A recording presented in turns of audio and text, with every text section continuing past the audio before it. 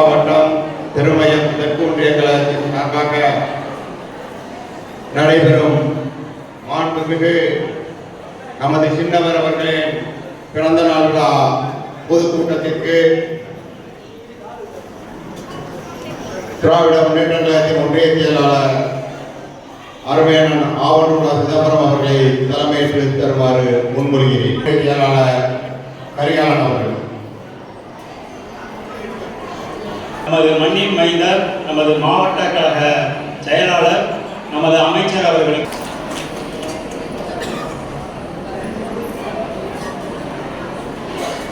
அடுத்தபடியாக முன்னாள் ஒன்றிய சேர்மன் சுபந்திரன் திருமயம் நமது சின்னவர் அவர்களின் பிறந்த நாள் பொதுக்கூட்டத்திற்கு தலைமையேற்று நடத்தி கொண்டிருக்கும் அருமை அண்ணன் ஆவணூர் சிதம்பரம் அவர்களே, வரவேற்புரை ஆற்றியுள்ள அருமை சகோதரர்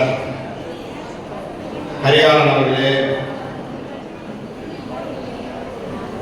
புதுக்கோட்டை தெற்கு மாவட்டத்தின் முடிசூடா நமது மன்னரும் திருமயம் ஈன்றெடுத்த தவ புதல்வரும் திருமயம் கோட்டையில் உதைத்த சூரியனுமாக தமிழ்நாட்டை வளம் வந்து கொண்டிருக்கும் நமது நெஞ்சமெல்லாம் நிறைந்து நிற்கும் நமது புதுக்கோட்டை மாவட்டத்தின் தெற்கு மாவட்ட செயலாளரும் சட்டத்துறை அமைச்சரும் ஆகிய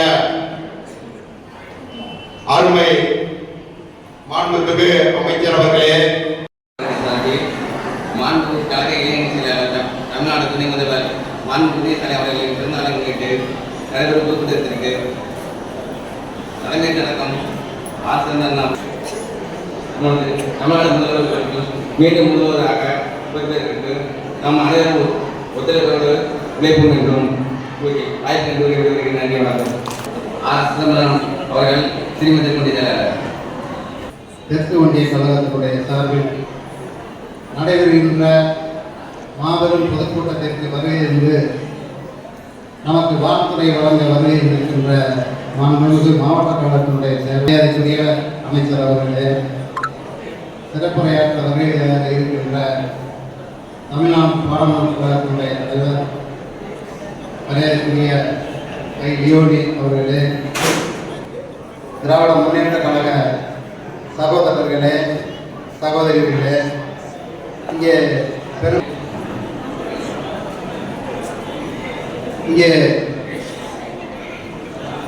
வாழ்நாளெல்லாம் பொது வாழ்விற்காக நம்மை அர்ப்பணித்துக் கொண்டு இந்த இனத்திற்கு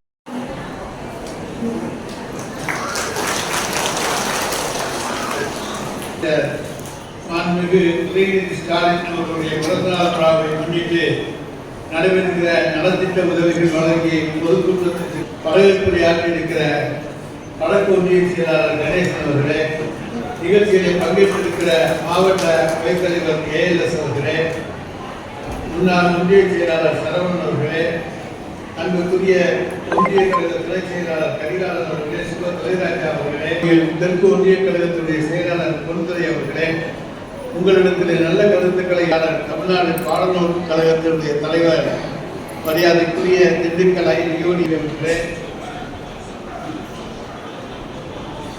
நன்றியுரையாற்ற இருக்கிற பல்வேறு பொறுப்புகளை தாங்கி நிற்கின்ற நண்பர்களே, உங்கள் அனைவருக்கும் முதலினுடைய நன்றியையும் வணக்கத்தையும் வாழ்த்துக்களையும் தெரிவித்துக் கொள்கின்றேன். 2021 தேர்தல் அறிவிக்கப்பட்டு தொடர்ந்து வேட்பாளராக போட்டியிடுகிற வாய்ப்பினை மாண்புமிகு தலைவர் தளபதி அவர்கள் எனக்கு தந்தார்கள். அந்த நேரத்திலே இங்கே வந்து மக்களிடத்திலே நாங்கள் எங்களுடைய தேர்தல் பிரச்சாரத்தை துவங்குகின்ற நேரத்திலே ஒருவர் வந்தார், கலை அறிவியல் கல்லூரி வேண்டும் என்று கேட்டார். இன்னொரு நண்பர் வந்தார், ஒன்றிய கழக அலுவலகம் பாலடைந்து விட்டது, அதை இணைத்து புதுப்பித்து தர வேண்டும் என்று கேட்டார்.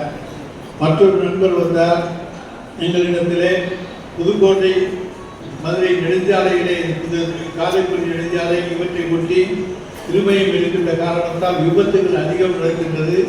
எனவே மருத்துவமனைக்கு புதிய உபகரணங்களோடு புதிய கட்டிடம் கட்டித்தர வேண்டும் என்கின்ற கோரிக்கையை வைத்தார். இன்னொருவர் வந்தார், இங்கே இருக்கக்கூடிய நம்முடைய சத்தியமூர்த்தி பெருமாள் திருமையர் ஆலயத்துக்கு நீங்கள் குடமுழுக்கை நடத்தி தர வேண்டும் என்று கேட்டார். இன்னொரு நண்பர் வந்தார். இங்கே திருமயம் பல்லாண்டு காலமாக பேரூராட்சியாகாமல் ஊராட்சியாகவே இருக்கிறது, இது பேரூராட்சியாக ஆக்கி தர வேண்டும் என்று சொன்னார். கேட்டாலே மலைப்பாக இருந்தது. இத்தனை கோரிக்கைகளையும் நான் 5 ஆண்டு காலத்தில் நிறைவேற்ற வேண்டுமா என்ற பொழுது, நீங்கள் நிச்சயமாக தளபதியிடத்தில் சொல்லி நிறைவேற்றுவீர்கள் என்கின்ற நம்பிக்கை எங்களுக்கு இருக்கிறது. எனவே திருமயம் உங்களை நம்பி இருக்கிறது, இந்த நம்பிக்கைக்கு உரியவராக நீங்கள் நடந்து கொள்ள வேண்டும் என்று சொன்னார்கள். நிச்சயமாக இன்றைக்கு எனக்கு மன நிறைவு. நான் சொன்ன அத்தனையும் நிறைவேற்றிவிட்டு உங்கள் முன்னாலே இருக்கின்றன. இதை விட அதிகமாக எந்த ஒரு சட்டமன்ற உறுப்பினரும் ஒரு தொகுதிக்கு செய்ய முடியாது என்று சொல்லத்தக்க அளவுக்கு திருமயம் ஒன்றியத்திற்கு மட்டும் இத்தனை பணிகளை செய்துவிட்டு உங்கள் முன்னாலே நிற்கின்றேன். இத்தோடு இல்லாமல் பல சாலைகள் எடுக்கப்பட்டன, பல புதிய கட்டிடங்கள் கட்டித்தரப்பட்டிருக்கின்றன. எனவே எல்லா விதமான அடிப்படை வசதிகளையும் உருவாக்கி தந்துதான் உங்கள் முன்னாலே நாங்கள் இன்றைக்கு தலைவர் தளபதியினுடைய திராவிட மாடல் ஆட்சியை முன்னெடுத்து சென்று கொண்டிருக்கின்றோம். இன்றைக்கு நீங்கள் எண்ணி பாருங்கள், மகளிருக்கு 1000 ரூபாய் மாதம் உரிமை தொகை எந்த மாநிலத்திலேயாவது உண்டா? இப்பதான் நம்மளை பார்த்த பிறகு இன்றைக்கு மற்ற மாநிலங்கள் தருகிறார்கள். அதே போல மகளிருக்கு விடியல் பயணம் எந்த மாநிலத்திலேயாவது உண்டா? நம்மளை பார்த்த பிறகு இன்றைக்கு தருகிறார்கள். புதுமை பெண் திட்டம் எந்த மாநிலத்திலாவது உண்டா? மாதம் 1000 ரூபாய் நம்முடைய அரசு உயர்நிலைப் பள்ளிகளிலே படித்து விட்டு வருகிற மாணவர்களுக்கு தருகின்ற தொகை. அதே போல தமிழ்ச்செல்வன் முதல் திட்டம், அதுவும் எந்த மாநிலத்திலேயாவது உண்டா? எல்லா விடுங்க. எந்த நாட்டிலேயாவது காலையில உணவு பள்ளிகளுக்கு செல்கிற 1 முதல் 5ஆம் வகுப்பு வரை படிக்கின்ற தொடக்க பள்ளிகளை படிக்கிற மாணவர்களுக்கு உணவு தருகிற திட்டம் உண்டா? உலகத்துக்கே முதல் இடமாக அறிமுகப்படுத்தியது. இதை கனடா நாடு வரவேற்று அந்த கனடா நாட்டு பிரதமர் இந்தியாவிலே தமிழ்நாட்டினுடைய முதலமைச்சர் மு.க. ஸ்டாலின் அவர்கள் காலை உணவு திட்டத்தை அறிமுகப்படுத்தியிருக்கிறார். அது சிறந்த திட்டம். அந்த திட்டத்தை நாம் பயன்படுத்த வேண்டும், பின்பற்ற வேண்டும் என்று சொன்னார். இந்தியாவுக்கு மட்டுமல்ல, உலகத்துக்கே வழிகாட்டுகிற திராவிட மாடல் ஆட்சியை முன்னெடுத்து செல்லுகிற அரசு தமிழ்நாடு அரசா இல்லையா? நாங்க இப்ப திராவிட மாடல் ஆட்சியில இவ்வளவு சொல்லியிருக்கோங்க. எல்லாம் புதுசு, எதுவும் காப்பி கிடையாது, எதுவும் ஜெராக்ஸ் கிடையாது. ஆனா இன்னைக்கு எடப்பாடி பழனிசாமி என்ன கேட்கிறார்? என்ன புதிய திட்டம் கொண்டு வந்தீர்கள்? அது போல பல அமைச்சர்கள், முன்னாள் அமைச்சர்களாக இருந்தவர்கள் எல்லாம் நீங்க கேட்கிறார்கள், என்ன புதிய திட்டம் கொண்டு வந்தீர்கள்? இதெல்லாம் என்ன பழைய திட்டமா? யார் உங்க அப்பா அம்மா உங்க தாத்தா பாட்ட காலத்துல கொண்டு வந்த திட்டமா? எல்லாமே புதிய திட்டங்கள். தலைவர் தளபதியினுடைய மூளைகளை உதித்த இந்தியாவுக்கே வழிகாட்டக்கூடிய, உலகத்துக்கே வழிகாட்டக்கூடிய திட்டங்களைத்தான் நாங்கள் தந்திருக்கின்றோமே தவிர யாரையும் காப்பியடித்து எந்த திட்டமும் தரவில்லை. இது மக்களுக்கான ஆட்சி, மக்களுக்கான திட்டங்களை தந்து கொண்டிருக்கின்றோம். பார்த்தாங்க, இனிமேல் திட்டங்களை பற்றி எல்லாம் பேசி ஒன்றும் பண்ண முடியாது. மக்களிடம், அதுவும் மகளிர் மனதிலே தலைவர் தளபதிக்கு என்று தனி இடம் ஒதுக்கப்பட்டு விட்டது. இன்றைக்கு இந்தியாவிலேயே மகளிர் ஓட்டு வங்கி தனிவு வைத்திருக்கக்கூடிய ஒரே தலைவர் நம்முடைய மாண்புமிகு தமிழ்நாடு முதலமைச்சர் என்பதை உணர்ந்து கொண்ட எதிர்கட்சிகள் இன்றைக்கு மகளிருக்கு இந்த அரசு முக்கியத்துவம் தருகிறது, அவர்களை படிக்க வைக்கிறது, அவர்களை வேலைக்கு அனுப்புகிறது. இன்றைக்கு இந்தியாவிலேயே 48% மகளிர் வேலை பார்க்கின்ற ஒரு மாநிலம் தமிழ்நாடு தானே தவிர வேறு எந்த மாநிலத்திலும் இல்லை. அதே போல உயர்கல்வி படிப்பதிலே இந்தியாவிலேயே முதன்மையான இடத்தில் இருக்கின்ற மாணவிகள் தமிழ்நாட்டு மாணவிகளை தவிர வேறு யாரும் இல்லை. கல்லூரி படிப்பை நான் சொல்லுகிறேன். ஆக பெண்கள் முன்னேற்றம் என்பது திராவிட மாடல் அரசினுடைய லட்சிய கொள்கை, உயிர் கொள்கை. எனவே இந்த கொள்கையை இவர்களை நிறைவேற்ற விட்டு விட்டால் இன்னும் 100 ஆண்டு காலமானாலும் இந்த திராவிட மாடல் ஆட்சி கோட்டையை விட்டு போகாது என்பதாலே இன்றைக்கு பெண்கள் மீது பழி சுமத்துகின்றது, பெண்களை அச்சப்படுத்துவது, அவதூறு சொல்லுவது என்கின்ற அந்த கேவலமான செயலுக்கு, கேடுகட்ட செயலுக்கு இன்றைக்கு அண்ணா திராவிட முன்னேற்ற கழகம் முன் வந்திருக்கின்றது. எங்கேயுமே குற்றங்கள் நடப்பது இயற்கை. ஆனால் அந்த குற்றங்களை நாங்கள் கண்டுபிடித்து தடுக்கிறோமா என்பதைத்தான் பார்க்க வேண்டும், குற்றவாளிகளை பிடிக்கிறோமா என்பதுதான் பார்க்க வேண்டும். ஏன் அந்த குற்றம் நடக்காமல் நீங்கள் தடுக்கவில்லை என்று எந்த நாட்டிலும் யாராலும் கேட்க முடியாது. இன்றைக்கு அமெரிக்காவிலேயே அவருடைய அதிபர் வீட்டுக்கு ஹோட்டலுக்கு முன்னாலே அவருடைய கார் குண்டு வெடித்திருக்கிறது. எனவே யாரையும் முன்னால இது நடக்க போகுது, இந்த கூட்டத்தில் ஏதாவது அசம்பாவிதம் நடக்கப் போகுது என்று யாரும் யூகிக்க முடியாது. ஆனால் வந்த பிறகு அதை கண்டுபிடித்து காப்பாற்றி மக்களுக்கு பாதுகாப்பாக ஒரு அரசு இருந்திருக்கிறது என்று சொன்னால் அது தலைவர் தளபதியினுடைய அரசு தானே தவிர வேறு எந்த அரசு என்பதுதான் எங்களுடைய கேள்வி. இன்னைக்கு அண்ணா பல்கலைக்கழக சம்பவத்தை பெருசாக்குறீங்களே, விருதுநகர் மாவட்டத்திலே பேராசிரியர் நிர்மலா தேவி அவங்க மகளிரையே கல்லூரியிலே படிக்கின்ற மகளிர்களே பாலியல் துன்புறுத்தலுக்கு ஆளாக்கினார்களே, அவர்கள் மீது நாங்கள் பல்வேறு குற்றச்சாட்டுகளை சுமத்தி போராட்டங்களை நடத்தி பிறகு நீங்கள் நடவடிக்கை எடுத்தீர்கள். முதல் கட்டமாக நீங்கள் நடவடிக்கை எடுக்கவில்லை. ஆனால் நாங்கள் அண்ணா பல்கலைக்கழக வழக்கிலே முதல் கட்டமாக நடவடிக்கை எடுத்து கைது செய்திருக்கின்றோம். அதே போல பொள்ளாச்சி பாலியல் சம்பவம் யாரும் மறந்திருக்க மாட்டாங்க, எல்லாம் அதிமுக சம்பந்தப்பட்டதுதான். ஆனா அவங்க நடத்தின அந்த பாலியல் சம்பவத்தை மூடி மறைக்க பார்த்தார்கள். நாம் போய் அங்கே போராட்டம் நடத்தினோம். போராட்டம் நடத்தியதற்கு பிறகு பேருக்கு கேஸ் போட்டாங்க. இப்பதான் சிபிஐ விசாரணை நடத்திக்கிட்டே இருக்காங்க. ஆக எல்லா வகையிலும் மகளிருக்காக உறுதுணையாக இருக்கக்கூடிய ஒரு அரசு இருக்கிறது என்று சொன்னால் அது தலைவர் தளபதியினுடைய அரசே தவிர அதிமுக ஆட்சி கிடையாது. அதிமுக ஆட்சியில மகளிருக்கு பாதுகாப்பு என்பது கொஞ்சம் கூட கிடையாது. எதை பற்றியும் அவர்கள் கவலைப்பட்டதும் கிடையாது. மகளிர் முன்னேற்றம் இன்றைக்கு அவர்களாலே தாங்கிக் கொள்ள முடியாத தலைவலி பிரச்சனையாக இருக்கிறது. இங்க கூட ஒரு அமைச்சர் பேசுறாராம், அதாவது முன்னாள் அமைச்சர் ஒருத்தர் மைக்கை கட்ட எனக்கு மைக் மேலா வந்துருச்சுன்னு சொல்லி நோய் வந்து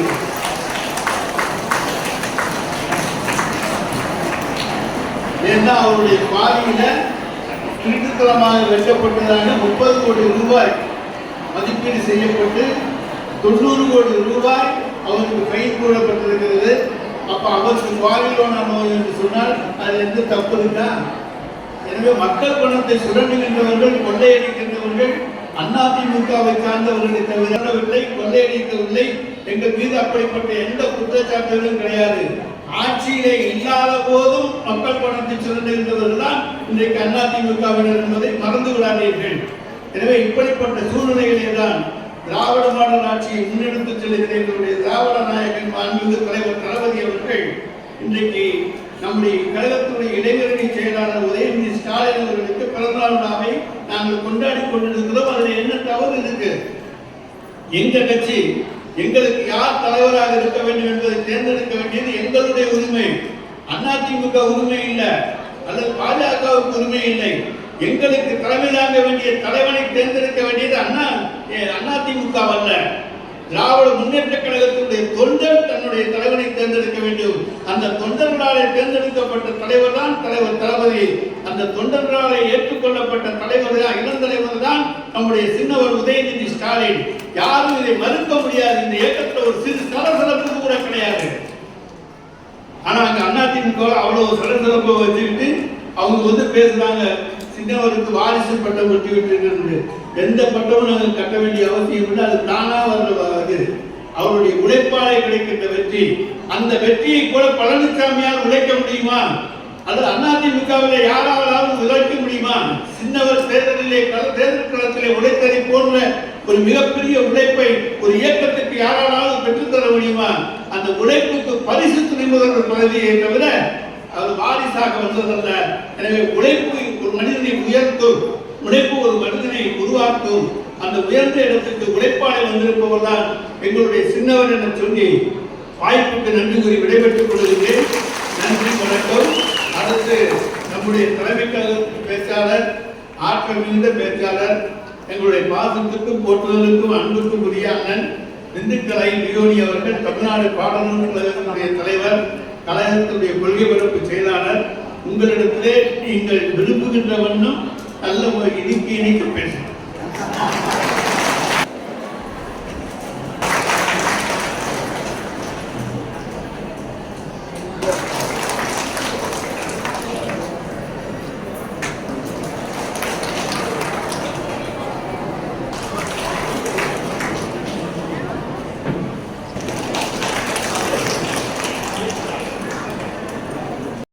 அழைக்க வந்தார், 1000 தலைமுறை தலைக்க வந்தார்.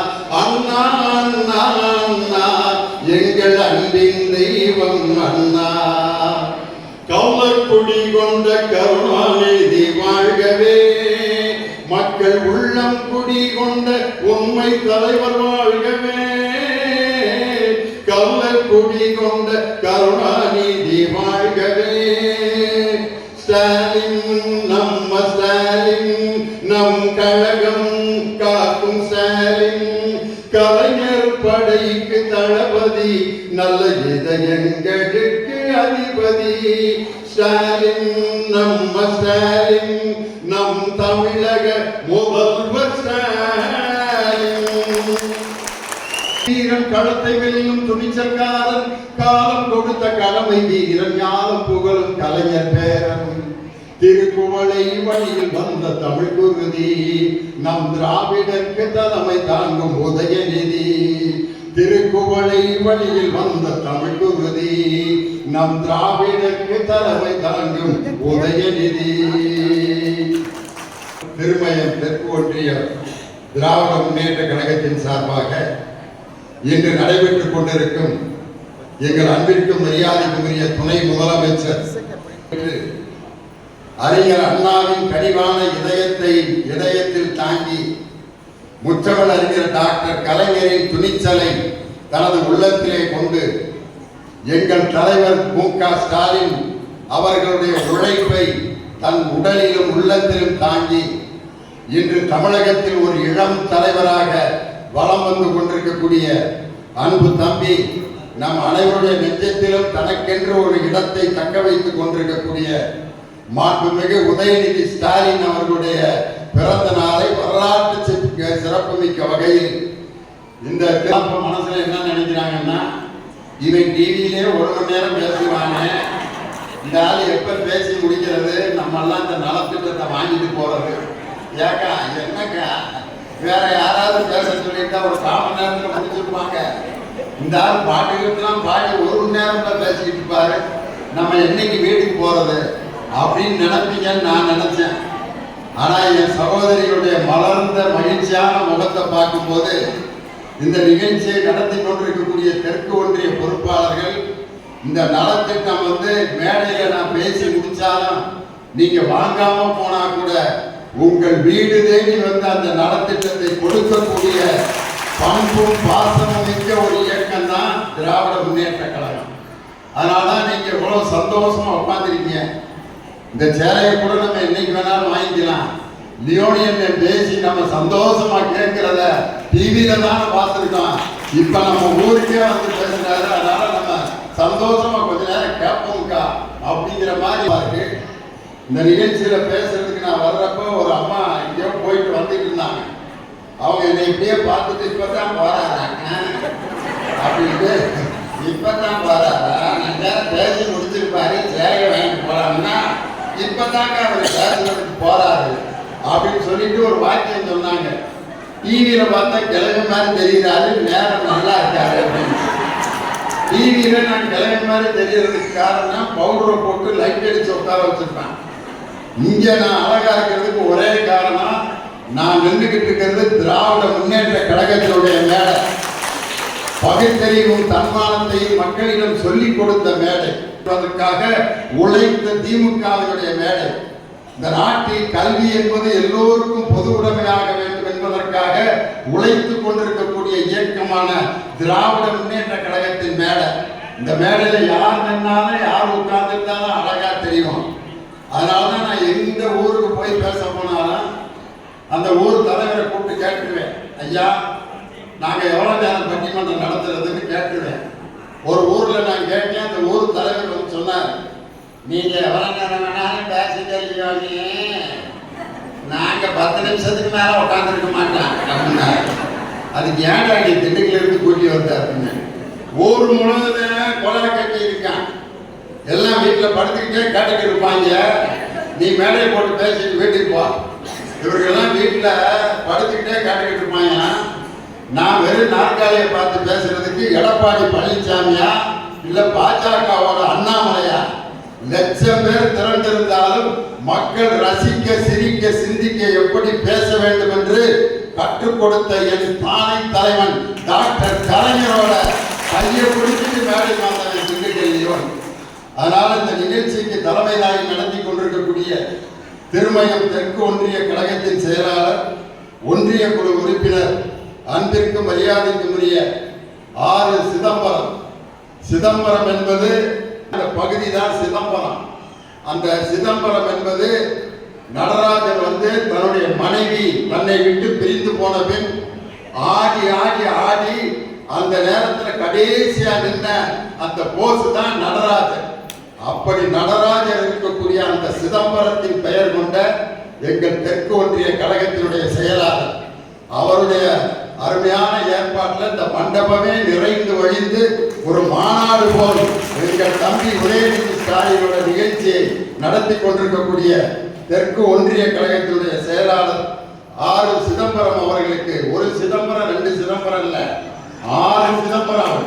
அதனால ஆறு சிவனுடைய பலத்தை தன்னிடம் வைத்திருக்கக்கூடிய அருமையான ஒன்றிய செயலாளர், திருமயம் வடக்கு ஒன்றிய கழகத்தின் செயலாளர், வரவேற்புரையாற்றிய அன்பு சகோதரர் ஆர் கணேசன் அவர்களுக்கும், இந்நிகழ்ச்சியிலே கலந்து கொண்டிருக்கக்கூடிய A L Subramanian, P L Karikalan, Subadurairaja, Selvarani மற்றும் எனக்கு முன்னால் மிக சிறப்பாக உரையாற்றிய அனைத்து பெரியோர்களுக்கும், கழகத்தினுடைய முக்கிய அணிகளின் பொறுப்பாளர்களுக்கும், முன்னாள் மத்திய அமைச்சர், மாநில அமைச்சர், இந்நாள் சட்டத்துறை அமைச்சர் எடப்பாடி பழனிசாமியுடைய குருடா வேலைகளுக்கெல்லாம் கண்களிலே விரலை விட்டு ஆட்டுகின்ற அளவிற்கு உடனடியாக பதில் சொல்லக்கூடிய ஆற்றல் மிக்க ஆன்மீக அமைச்சர் எங்கள் அருமை அண்ணன் சட்டத்துறை அமைச்சர் ரகுபதி அவர்களுக்கு என்னுடைய மனமார்ந்த வாழ்த்துக்களையும் புத்தாண்டு வாழ்த்துக்களை சொல்லி, இந்த வருஷம் எங்க அண்ணன் இதே மாதிரி மக்களுக்கு மிகப்பெரிய நன்மைகளை செய்யக்கூடிய வருஷமா இந்த வருஷம் அமையணும்னு திருமயத்தில் இருக்கக்கூடிய எல்லாருக்கும் என்னுடைய புத்தாண்டு வாழ்த்துக்களை தெரிவிப்பதில் மகிழ்ச்சி அடைகிறேன். காரணம், இன்று இந்தியாவிலேயே நம்பர் 1 முதலமைச்சர் என்று நம்ம திமுக மேடைகளில் மட்டும் சொல்லல, திமுகவுக்கு அப்பாற்பட்ட ஒரு பத்திரிகை தி எக்கனாமிக் டைம்ஸ், இந்தியா முழுவதும் போகக்கூடிய ஒரு ஆங்கில பத்திரிகை, அவர் ஆரம்பித்த கலைஞர் உரிமை தொகை மாதம் 1000 ரூபாய் கொடுக்கக்கூடிய அந்த திட்டத்தை இந்தியாவிலேயே முதலில் தொடங்கி வைத்த மாநிலம் தமிழ்நாடு. அதை தொடங்கி வைத்தவர் நமது தமிழக முதலமைச்சர்.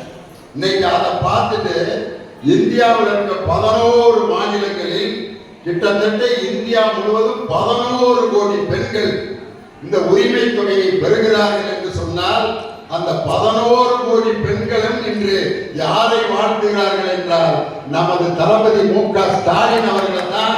அவர் தான் கிடைச்சிருக்கின்ற வட இந்திய மாநிலங்களில் இருக்க 11 கோடி பெண்கள் இன்னைக்கு மாதம் அந்த உரிமை தொகையை வாங்கிட்டு இருக்காங்க. அப்படிப்பட்ட அந்த மகளிர் உரிமை தொகை திட்டத்தை இன்னைக்கு ஒரு காலத்துல பெண்களை பத்தி எப்படிலாம் பழமொழி இருந்துச்சு.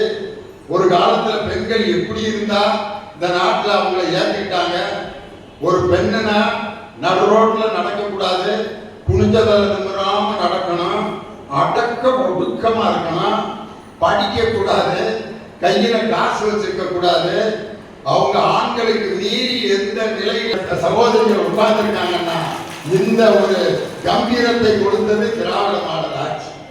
பழைய காலத்து சினிமா பாட்டுல எல்லாம் பாத்தீங்கன்னா பெண்களை பத்தி எப்படி பாடியிருக்காங்க தெரியுமா? ஒரு பாட்டு தூக்கு தூக்கிங்கிற படத்துல, கண்டால் கொள்ளும் விஷமாம் கட்டழகு மங்கையரை நாம் கொண்டாடி தெரியாமல் குருடானது காலம். பெண்களை நம்பாதே கண்களே, பெண்களை நம்பாதே, வீண் பெருமை பேசி சிறுமை காட்டும் பெண்களை நம்பாதே. இதோட நிறுத்திருந்தா பரவாயில்ல. அதுக்கப்புறம் என்ன பாருங்க, ஒய்யாத கொண்டையில தாளம் பூமாம் அதன் உள்ளே இருக்கிறது ஈரும் பேனாம், இதை மெய்யாய் உணர்ந்தவனே புத்திமானாம். பெண்களை நம்பாதன்னு பாடிட்டான். இதையோடு இவ்வளவு பெரிய ஆளா வாத்தியார இந்த திருமயத்துல மீட்டிங் பேச முடியுமாயா?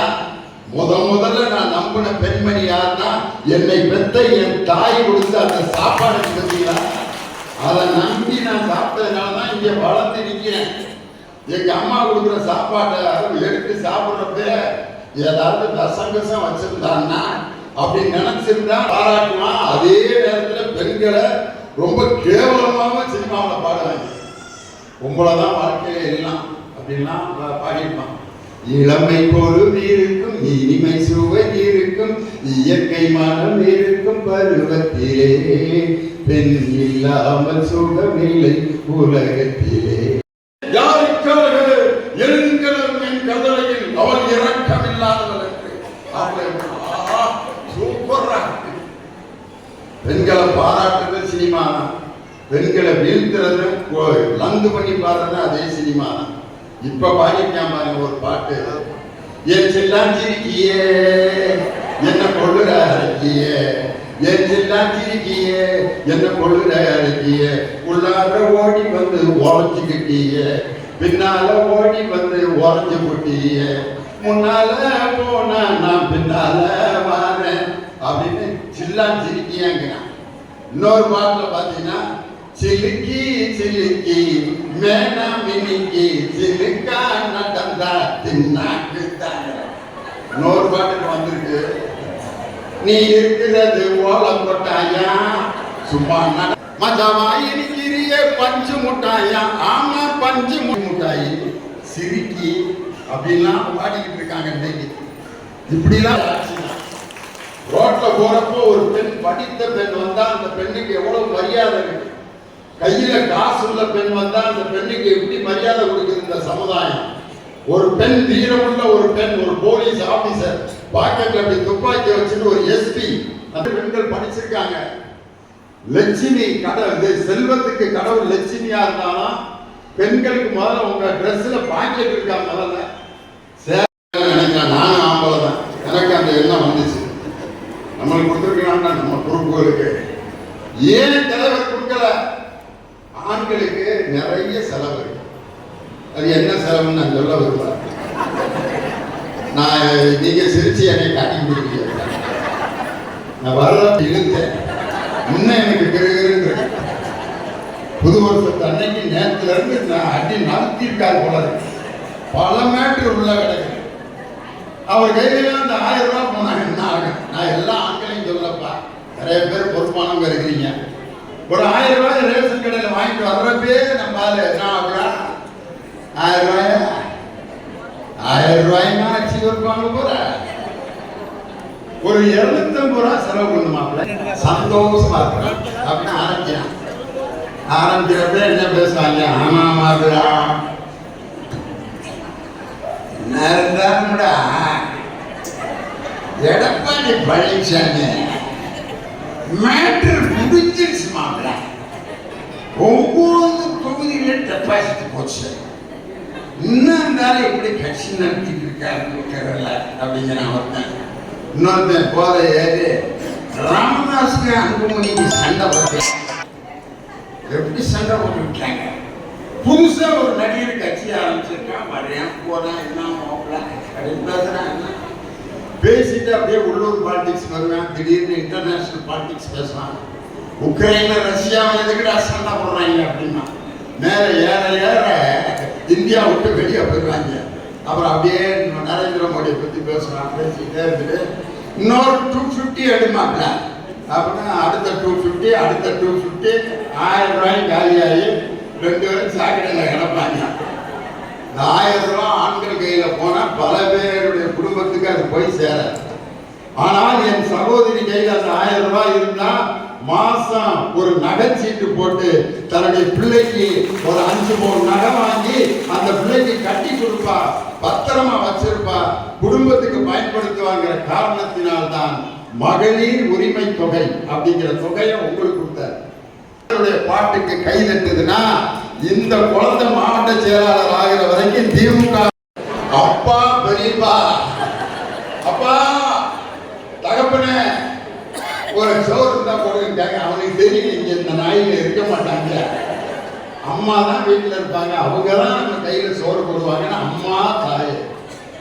ஆஸ்பத்திரியில ஒரு வலி வந்தா என்ன சொல்லி அழுகுறோம், ஆபரேஷன் பண்ணி வலிக்குது, அம்மா அம்மா அப்படின்னு அழுகுறோம். ஏன் கொண்டாடி வருது மகாலட்சுமி மகாலட்சுமி ஐயோ ஐயோ சின்னம்மா பெரியம்மா ஐயோ அம்மா அந்த அம்மா என்ற சொல்லுக்கு வரியை குறைக்கக்கூடிய ஆற்றல் ஒரு பெண்ணினுடைய சோறு வச்சுட்டு அப்புறம் மூடி வைக்கலாம். எதுக்குமா சொல்றதை செய்யறாங்க பெத்த தாய் சொன்னா அதுல ஒரு அர்த்தம் இருக்கும். எதுக்குமா சாப்பிட்டு கொஞ்சம் சொல்றத செய்யலாம் அப்படின்னு அன்னையில இருந்து நான் கொஞ்சம் சோறு வீதி வச்சுட்டா மூடி வைப்பேன். பெரியவன் நான் எங்க அம்மாட்ட கேட்டேன் எதுக்குமா இந்த சோறை அப்படி கொஞ்சோண்டு வச்சு மூடி வச்சு சொல்றேன். அதுக்கு எங்க அம்மா சொன்னாங்க அதாவதுரா இந்த சோத்தை சாப்பிட்டு முடிச்ச பிற்பாடு இந்த இலையை குப்பையில தான் போடுவாங்க. அப்ப நாயெல்லாம் வந்து சாப்பிட வரும். ஒரு நாய் இலையை ஓப்பன் பண்ணுச்சுன்னா கொஞ்சம் சோறு இருக்கும். எந்த மகராசனோ நமக்கு இப்படி சோறை வச்சுட்டு இலைய மூடி இருக்கான் அப்படின்னு உன்னை வாழ்த்திக்கிட்டே சாப்பிட்டுருந்தா நீ இலைய சுத்தமா வலிச்சு போட்டிருந்தேன்னு வச்சுக்க அந்த நாய் ஓப்பன் பண்ணிட்டு என்ன நினைக்கணும் நமக்கு முன்னாடியே ஒரு நாய் இதை நக்கிட்டு போயிருக்கூடாது. நாய்கிட்டே நாயின்னு நீ பேர் வாங்கக்கூடாதுடா. அதனால கொஞ்சம் சோறை வச்சுட்டு சாப்பிட்றாங்க. ஒரு கை சோறே ஒரு விலங்குக்கு நமக்கு ஆசீர்வாதத்தை வாங்கி கொடுக்குதுன்னா காலையில பள்ளிக்கூடத்துக்கு பட்னியா வர்ற அந்த குழந்தைகளுக்கு தன்னுடைய திட்டத்தால் காலை உணவு திட்டத்தை இந்தியாவிலேயே அறிமுகம் செய்த முதலமைச்சர். சோறு சாதாரண விஷயம் இல்லை. நம்ம நினைக்கிறோம் சோறு போட்டா பெரியதான். நம்ம தமிழ்நாட்டு பண்பாட்டில் தான் நல்லதுக்கு சாப்பாடு போடுவோம், கெட்டதுக்கு சாப்பாடு தான். ஒருத்தன்ட்ட கேட்டேன் கடைசி இரவுக்கும் முதல் இரவுக்கும் என்னடா வித்தியாசம்? கடைசி இரவுனா சாகிறது, முதல் இரவுனா அது கல்யாணம் முடிஞ்சோன்னா கணவன் மனைவி சந்திக்கிறது. அவன் சொல்றேன் முதல் இரவுக்கு கடைசி இரவுக்கு என்ன தெரியுமா சார் வித்தியாசம்? எதுக்கும் பந்தல் போடுவாங்க, அதுக்கு பிற்பாடு அந்த பொண்ணு மாப்பிள்ளைய நல்லா இருக்கணும் அந்த வயிறு நிறைந்த அந்த மனிதன் வாழ்த்திட்டு போவான்னு சொல்லிதான் உலகத்திலேயே சாப்பாடுங்கிறத ஒரு பண்பாடாக வச்ச இனம் நம்ம தமிழினம் மட்டும்தான். அந்த சாப்பாட்டை வந்து காலையில நான் ஒரு வாத்தியாரா இருந்தேன். காலையில அசம்பிளி நடக்கும், ஸ்கூல்ல நடக்கும். திங்கட்கிழமை காலையில 1 இறை வணக்கம். ஆரக்கடல் நீயே அருக்கடல் நீயே அருங்கருணாக அது வரைக்கும் நின்று இருப்பாங்க. நல்லா வெயில் அடிக்கும். 2 வரவேற்புரை. எட்காஸ் வந்து அன்பார்ந்த மாணவர்களே, இன்று திங்கட்கிழமை எல்லாரும் ஒழுங்கா படிக்கணும். ஆஃபேலி பரிசை வரப்போகுது அப்படின்பாரு. ஒரு 2 பேர் மைண்ட் கொடுப்பொத்து விடுங்க. நாங்க 2 பேரும் வாத்தியார்கள் தூக்கிட்டு போய் பெஞ்சில் படுக்க வச்சு மூஞ்சில தண்ணியை தெளிச்சு கேட்டா பூக்கடையில் எங்க அம்மா வேலை பார்க்கணும் சார், பூவை கொண்டு போய் கடையில போட்டு படிக்க வர்ற பையன் பட்டியோட இருந்தான்னா என்ன பாடம் நடத்தினாலும் ஏறுமா? வயிறு காலியா இருக்கு. அப்ப தமிழ் வாத்தியார் வானாகி மண்ணாகி வழியாகி ஒளியாகி ஊனாகி உயிராகி இட்லி ஆகி சட்னி ஆகி சாம்பார் ஆகி தான் நல்லா இருக்குமே. வானாகி மண்ணாகிய காலையில போட்டு கொள்றாரு. 11:45 கணக்கு வாத்தியார் வருவார். தனி வெட்டிக்கும் கூட்டு வெட்டிக்கும் என்ன வித்தியாசம்? INR/100 P+INR/100 A+ பார்த்து உடனடியாக நடவடிக்கை எடுத்து உடனே அந்த ஃபைனான்ஸ் டிபார்ட்மெண்ட் அந்த இந்தியா நம்ம தமிழ்நாட்டினுடைய அந்த நிதித்துறையை கூப்பிட்டு காலை உணவு திட்டத்துக்கு எவ்வளவு செலவாகும் அப்படின்னு கேட்டு உடனடியாக அந்த பட்ஜெட்ல நிதியை ஒதுக்கி இன்று 70 லட்சம் குழந்தைகள் காலை உணவை தமிழ்நாடு முழுவதும் சாப்பிடுகிறார்கள் என்று சொன்னார். இதுக்கு மேல ஒரு திராவிட மாடல் ஆட்சியில நல்லது செய்ய முடியுமா? ஆனா எடப்பாடி பழனிசாமி அவங்க ஒரு பொதுக்குழு கூட்டினாங்க. அதுல ஒவ்வொருத்தரும் இன்று நமது தமிழ்நாட்டிலே நடத்தி இன்னைக்கு வைஷாலி என்ற ஒரு பெண் குழந்தை உலகத்திலேயே நம்பர் 1 செஸ் வீராங்கனையா நம்ம தமிழ்நாட்டுக்கு பெருமை சேர்த்திருக்கு.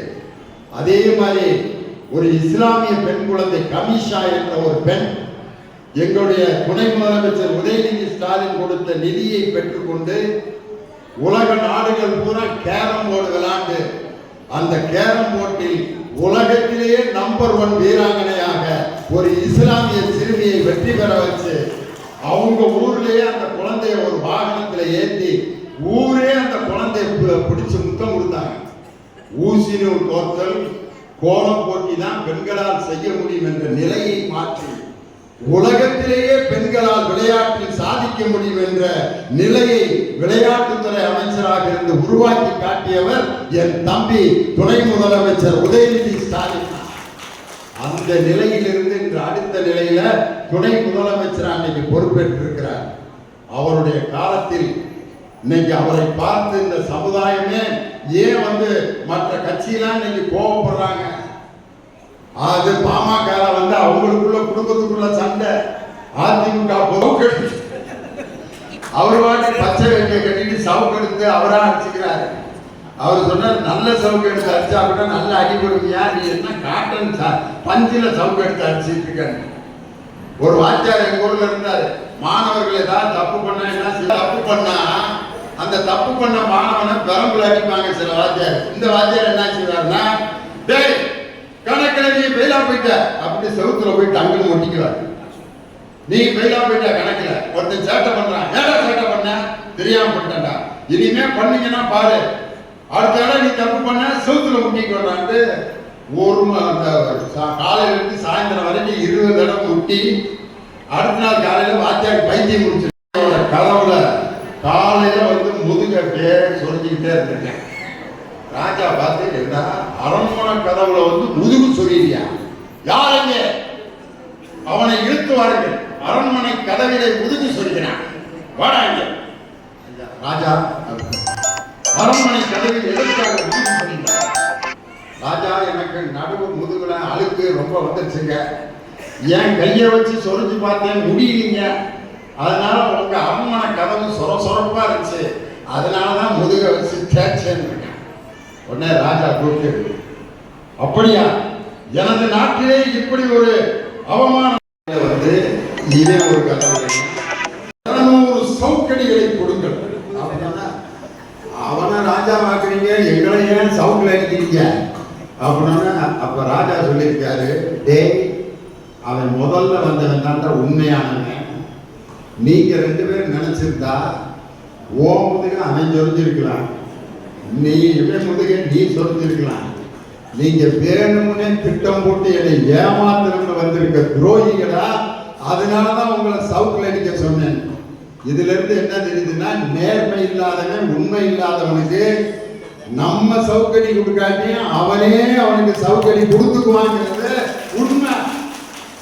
உண்மையாகவும் நேர்மையாகவும் மக்களுக்காக போராடி கொண்டிருக்கக்கூடிய அந்த இயக்கத்தினுடைய முக்கிய சட்டத்துறை அமைச்சர் தான் சொன்னாரு, எங்க அமைச்சர் தான் சொன்னார், ஒரு பெண் பாலியல் பலாத்காரம் செய்யப்பட்டு விட்டால் அந்த பெண்ணை பாதுகாக்கிறதுக்கு என்ன செய்யணுமோ அதை விட்டுட்டு அந்த பெண்ணை பற்றிய செய்திகளை எல்லாம் சின்னதாக எடுத்து எடுத்து எடுத்து அந்த குற்றவாளியின் பின்னணி என்ன, யார் இந்த ஞானசேகரன், அவன் பிரியாணி கடை வைத்திருப்பதன் மர்மம் என்ன, ஆடியோவில் வெளியான புதிய தகவல்கள் மர்மம், இதோ போட்டோக்கள் அப்படின்னு போட்டு போட்டு போட்டு பல அரசியல் கட்சிகள் அதுக்காக ஆர்ப்பாட்டம் நடத்தி ஒரு பெண் அவமானப்படுத்தப்பட்டதை இந்த உலகத்துக்கே சொல்லி அந்த பொண்ணை ஏண்டா நம்ம கம்ப்ளைண்ட் பண்ணோம் அப்படிங்கிற லெவலுக்கு அந்த பெண்ணை கூணி குறுக வைத்த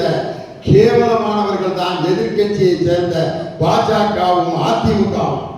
ஆனா அந்த பெண் பாதிக்கப்பட்டவுடன் குற்றவாளியை 3 மணி நேரத்தில் கைது செய்து அவனுக்கு கோர்ட்டுக்கு கொண்டு போய் அவனை ஒப்படைத்த ஆட்சி நமது திராவிட மாடல் ஆட்சி. 3 மணி நேரத்தில் அந்த குற்றவாளியை கைது செய்தார். ஆனா இதே அதிமுக ஆட்சியில் பொள்ளாச்சியில் ஒரு பாலியல் பலாத்காரம் நடந்தது. 2 ஆண்டுகள் போராடின பிறகுதான் அந்த குற்றப்பத்திரிகையை தாக்கல் செய்யப்பட்டது. காரணம், அதில் அதிமுகவினுடைய அமைச்சர்கள் எல்லாம் அதிலே தொடர்பில் இருந்தார்கள். இன்னைக்கு வரைக்கும் அது கேஸ் நடந்துட்டு இருக்கு. யார் குற்றவாளி என்று இதுவரை கண்டுபிடிக்க முடியல. ஆனால் அதிமுக காரர்கள் சொல்கிறார்கள், இந்த நிகழ்ச்சி நடந்த பிறகு முதலமைச்சர் இங்கே வாய் திறக்காமல் இருக்கிறார். நான் இன்னைக்கு சொல்றேன், அனைத்து நடவடிக்கைகளும் சிறப்பாக நடைபெற்றுக் கொண்டிருக்கிறது. பாதிக்கப்பட்ட பெண்ணுக்கு நியாயம் கிடைக்கும், அந்த குற்றவாளிக்கு மிகப்பெரிய தண்டனை விரைவிலே வழங்கப்படும் என்பது முதலமைச்சர் நமக்கு இருக்கக்கூடிய கட்டளை. காரணம், நேற்று முந்தா நாள் ஒரு தீர்ப்பு வந்துச்சு, பார்த்துருப்பீங்க. ஒரு பொண்ணை ரயில்வே ஸ்டேஷன்ல தன்னுடைய காதலன் அந்த காதலிச்ச பொண்ணை ட்ரெயினுக்குள்ள தள்ளி விட்டுட்டான். அந்த குற்றம் நிரூபிக்கப்பட்டு அந்த தள்ளி விட்டவனுக்கு மரண தண்டனை நேற்று நீதிமன்றத்திலே கொடுக்கப்பட்டிருக்கிறது. அது மாதிரி இந்த குற்றம் நீதிமன்றத்தால் உறுதி செய்யப்பட்டால் இந்த குற்றவாளிக்கும் அதே போல் தண்டனை பெற்றுத் தருவது திராவிட முன்னேற்ற கழகத்தின் நியாயமான ஒரு ஆட்சி. முன்னாள் முதலமைச்சர் ஜெயலலிதா அம்மா கைது செய்யப்பட்ட போது ஒரு பஸ்ஸை எரிச்சு 3 கல்லூரி மாணவிகள் அந்த இடத்திலே உயிரோடு கொளுத்தப்பட்டார்கள். அந்த பஸ்ஸை கொடுத்த அந்த குற்றவாளிகள் ஒரு 6 வருஷம் ஜெயிலில் இருந்துட்டு இன்னைக்கு விடுதலையாகி வெளியில் உலாவி கொண்டிருக்கிறார்கள். இதெல்லாம் அதிமுக ஆட்சி பெண்களுக்கு இழைத்த அவமானம்.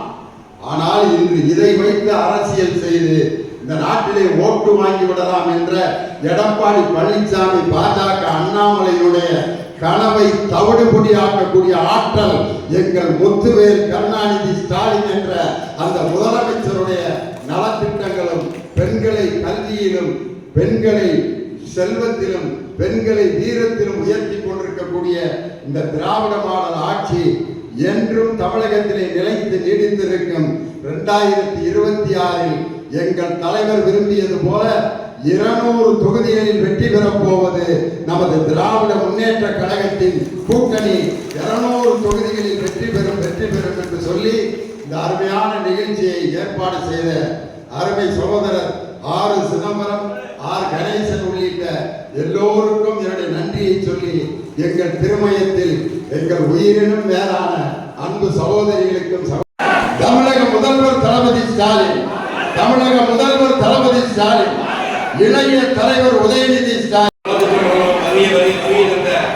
மனிதநேய வாய்ப்பாளர் மண்ணின் மைந்தர் சட்டத்துறை அமைச்சர் செல்வதி அவர்களையும், ஒன்றிய செயலாளர் கணேசன் அவர்களையும், ஒன்றிய கழக நிர்வாகிகள், மாவட்ட கழக நிர்வாகிகள், கிளைக்கழக நிர்வாகிகள், பொதுமக்கள் அனைவருக்கும், அறிவியல் அனைவருக்கும் திருமயம் கிளைக்கழகத்தின் சார்பாக நன்றியை தெரிவிக்கிறோம்.